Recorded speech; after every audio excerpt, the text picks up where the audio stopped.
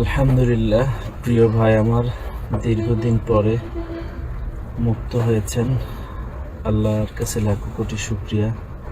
আলহামদুলিল্লাহ আলহামদুলিল্লাহ। আল্লাহ প্রিয় ভাইকে যেন নিরাপদে রাখেন, তার পরিবারকেও নিরাপদে রাখেন। সবাই দোয়া করবেন। আসসালামু আলাইকুম রহমতুল্লাহ। আজকে সোশ্যাল মিডিয়ায় মনে হয় যেন আমির হামজাময় সোশ্যাল মিডিয়া যতখানি চোখে পড়েছে।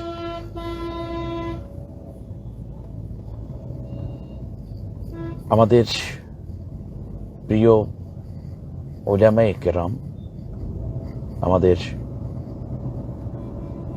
উম্মার ভাই যারা রয়েছেন, তাদের মধ্যে কওমি আছেন, হেফাজত আছেন এবং অন্য চিন্তা ও মতাদর্শেরও ভিন্নতায় যাদেরকে অ্যারেস্ট করা হয়েছিল তারা এক এক করে মুক্তি পেয়েছেন।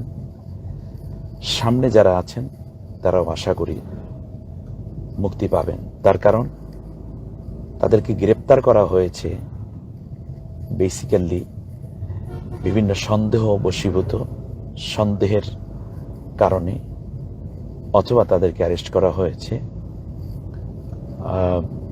তাদের ওই উলামায়ে কেরামদের পপুলারিটির কারণে। অর্থাৎ মানুষের যে ঢল তাদের প্রতি রয়েছে,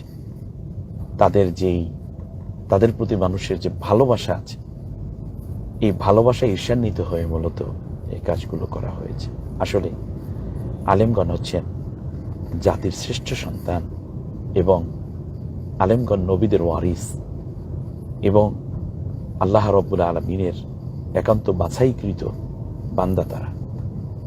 আল্লাহ তাআলা কোরআনুল কারীমের মধ্যে বলেছেন, তুম্মা আওরাসানাল কিতাবাল্লাযীনা ইসতাফাইনা মিন ইবাদিনা, আমি পৃথিবীর মধ্য থেকে যাকে সবচেয়ে বেশি পছন্দ করি সেই বান্দাদের মধ্য থেকে একান্ত করে কোরআনের জন্য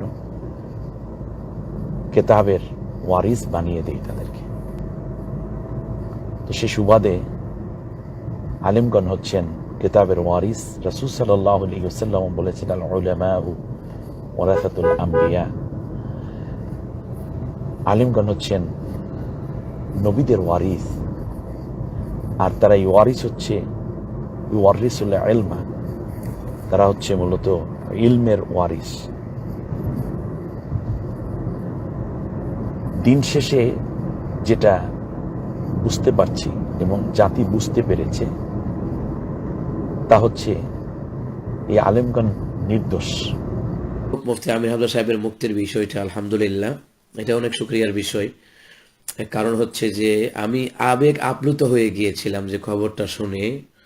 আমি আবেগ আপ্লুত হয়ে গেছি এই জন্য যে কয়দিন আগে আপনারা দেখেছেন মুফতি আমির হামজা সাহেবের মেয়েকে কাভার ভ্যানের উপরে কয়েকজন ধরে রেখেছেন তার বাবাকে দেখার জন্যে, বাবা তার সন্তানকে দেখার জন্য। এই দৃশ্যটা দেখে সবাই আবেগ আপ্লুত হয়ে গিয়েছিলেন এবং দুঃখ পেয়েছিলেন, কষ্ট পেয়েছিলেন। তো যাই হোক, মুফতি আমির হামজা সাহেবের মুক্তিটা অনেক আগেই হয়ে যেত। যাক, বিস্তারিত বলা না, আমাদের অনেক সিনিয়র মুরব্বীরা আছেন, ওনারা বলবেন। তো যতটুকু আমরা জেনেছিলাম যে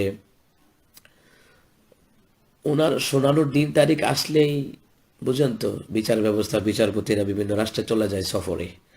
ওনার মামলাই একটা, আর একটা মামলার তো মুক্তি দেওয়ার ক্ষেত্রে তো এতদিন থাকার কথা না।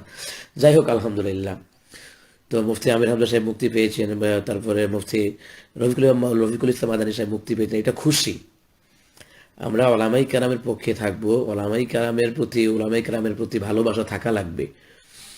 এটা হচ্ছে আমাদের একটা হৃদয়ের বন্ধন থাকা লাগবে, যে কওমি গণনার হোক, আলিয়া মাদ্রাসারই হোক। কিন্তু ওলামাই কেরামের প্রতি তো ওলামাই কেরামের মহাব্বত না থাকে, তাহলে বুঝতে হবে আমরা নিজেদের সম্মান নিজেরা নষ্ট করছি, নিজেদের জায়গাটাকে নিজেরা হারিয়ে ফেলছি। তো যাই হোক, তো ওনার মুক্তিতে আমি আবেগ আপ্লুত এই জন্য হলাম যে বাবা তার সন্তানের সাথে অনেকদিন পরে সাক্ষাৎ হবে এবং সন্তান তার বাবার সাথে সাক্ষাৎ হবে, পরিবার আছে, মা বাপ আছে। যাক, আলহামদুলিল্লাহ। তো আল্লাহ পাকের কাছে শুকরিয়া, আল্লাহ যেন আল্লামা মামুনুল হক সাহেবকে যেন আল্লাহ পাক মুক্তির ব্যবস্থা করে দেন। আমাদের হকের ওলামাই কেরাম যারা দ্বীনের কথা বলেন, আল্লাহ পাক ওনাদেরকে মুক্তির ব্যবস্থা করে দেন। তো এই জন্য আমি আবেগ আপ্লুত হয়েছি, বারবার বলছি যে সন্তানগুলি পথের দিকে তাকিয়েছিল এতটি বছর, বাবা তার সন্তানের দিকে তাকিয়ে আছে, বাবা সন্তানকে বুকে নিবে, সন্তান বাবাকে বুকে নিবে। যাই আলহামদুলিল্লাহ, আল্লাহ পাক যেন এই দেশের উপরে রহম করেন, কোরআনের কর্মীদের উপরে, একামতে দ্বীনের কর্মী, দাওয়াতি তাবলীগের কর্মী, যারা যেখান থেকে দাওয়াতি কাজ করছেন, যার যার অবস্থান থেকে আল্লাহ সুবহানাহু ওয়া তাআলা সকলকে নিরাপদে রাখেন, সুস্থ রাখেন, হেফাজতে রাখেন। আমার প্রিয় বক্তা ভাইয়েরা আছেন যারা রাত দিন অক্লান্ত পরিশ্রম করে, মাহফিল কমিটি বলেন, মাদ্রাসা কমিটি, মসজিদ কমিটি, যুব সংঘের কমিটি, অনেক কষ্ট করছেন দিনের জন্য। তো যাই হোক আলহামদুলিল্লাহ, এই কষ্ট যেন আল্লাহ তাআলা, এই কষ্টের বরকতে যেন আল্লাহ পাক আমাদেরকে উত্তম কিছু দান করেন।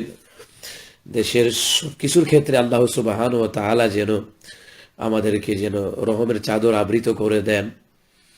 তো সকলের কাছে দোয়া চাচ্ছি। বিশেষ করে ইতিমধ্যে অনেক ভাইয়েরা জয়েন করেছেন। আসলে আমার লাইভে আসার কোনো প্রস্তুতি ছিল না, খবরটা পেয়েই আল্লাহ তাআলার কাছে শুকর আদায় করলাম।